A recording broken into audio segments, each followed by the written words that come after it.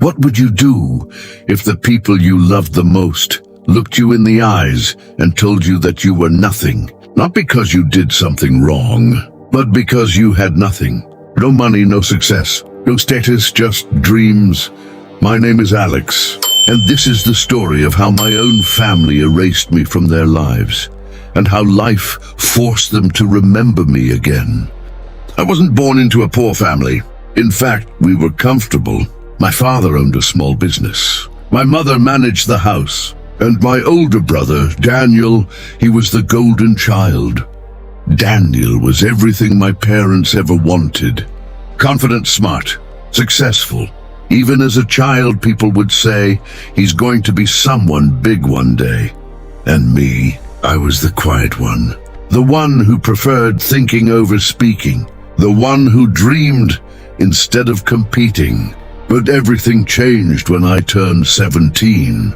That was the year my father's business collapsed. Debt started piling up, bills became impossible to pay, and slowly, everything we had disappeared. The house, the car, the comfort, gone. We moved into a much smaller place. Life became heavy, but something else changed too. My father changed. The man who once smiled every day became cold, angry, distant. And without realizing it, he started blaming me. "You're useless," he once said. "You don't bring anything to this family." Those words stayed with me. They didn't just hurt, they shaped me. Meanwhile, my brother Daniel adapted quickly. He found a job, started earning, became the savior of the family. And just like that, the gap between us grew wider. I tried, I really did. I applied for jobs, went to interviews, worked small, temporary work, but nothing lasted, nothing was enough. And every failure made my family look at me differently, until one night, everything broke. We were sitting at dinner. Silence filled the room, then my father spoke. "I think it's time you leave." I looked up, my heart stopped. "What?" I whispered. "You're old enough," he said. "You should take responsibility for your own life." But I knew the truth. This wasn't about responsibility. This was about disappointment.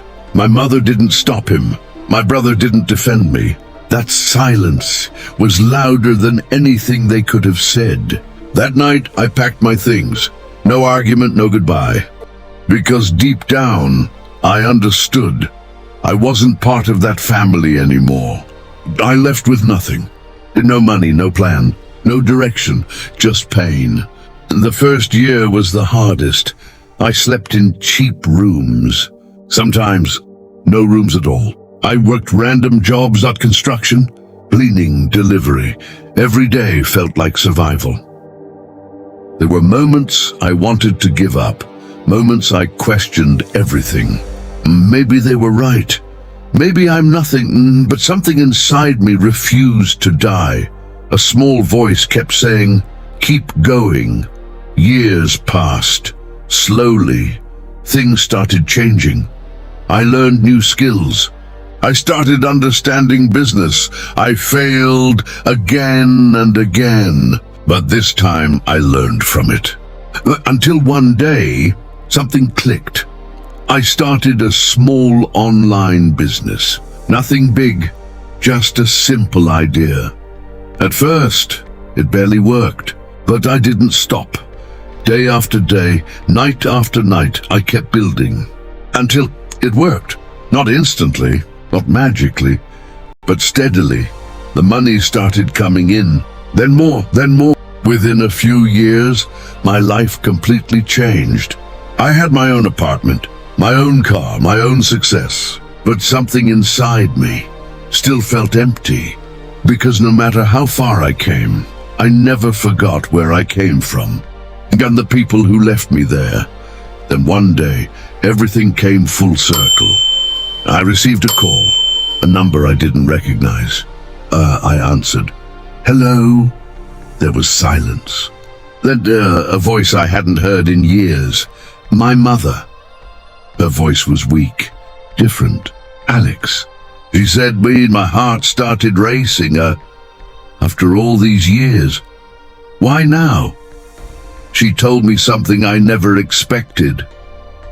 My father was sick, very sick, and my brother had lost everything. His business failed, debt returned, history repeated itself. They were struggling again, and this time they had no one to save them, except me, the son they once called useless. There was a long silence. In that moment, I had a choice: walk away or go back. After everything they did, what would you do? I didn't answer immediately, because this wasn't just a decision, it was a test of who I had become. A few days later, I stood in front of their house, the same feeling, the same memories. But I was no longer the same person. I knocked on the door. My mother opened it. Her eyes filled with tears. She didn't speak. She didn't need to, because for the first time, I saw something real in her eyes. Regret. Deep, painful regret. My father was sitting inside, weak, silent. My brother avoided my eyes. Life had humbled them, the same way it once humbled me. No one spoke for a while. No one spoke for a while. Then my father finally said, I was wrong. 3 simple words, but they carried years of pain, years of silence, years of truth. And in that moment, I realized something. Forgiveness is not about them, it's about you. I didn't go back to become part of their life again.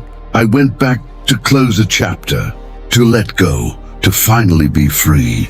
I helped them, not because they deserved it, but because I chose to, because I refused to become like them. And when I walked away again, it felt different. This time, I wasn't leaving in pain. I was leaving in peace. Sometimes, the people who break you are the same people who unknowingly build you, not through love, but through loss.